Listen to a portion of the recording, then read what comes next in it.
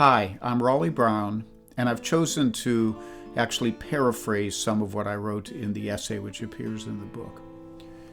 In 1985, 15 years after the Kent State murders, we had a little reunion in Kent, an unofficial one, with about 25 or 30 people who had been friends at Kent and lived together in Tri-Towers or off campus. Here are some things I noticed about how we had progressed during those 15 years. An unusual number of us had married the people we were with at the rally on May 4th. Most of us had chosen to be either self-employed or we worked in some kind of human service part of the culture. Very few of us were involved in any kind of corporate businesses. Our politics had not changed. We did not say, oh, we've grown older and wiser now, because we were wiser in the first place. It's my belief that those of us who survived Kent State will rarely put our trust in any kind of large organizational structure. We tend to work around the system rather than working in the system. And we favor a bottom-up system of government or organization rather than a top-down one.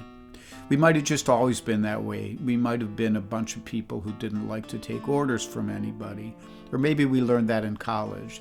Maybe we learned it from watching from the top-down organized structure of the Ohio National Guard on May 4th in Kent. In any event, that's the way things stood in 1985.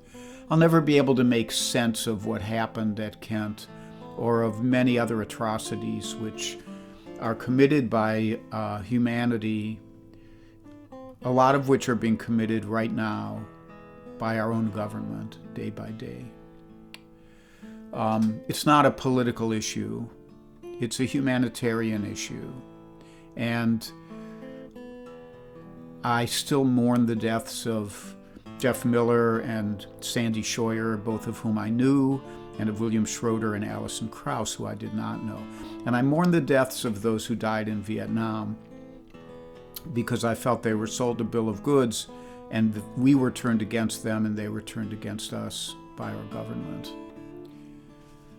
For me, I've decided that all I can manage is my own life, is to try to find a way of living and a way of making a living which is life-affirming.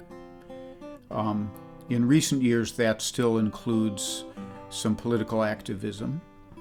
But basically, I think that those of us who went through Kent would rather find a way of avoiding the senselessness which a lot of our modern culture and government is thrusting upon us.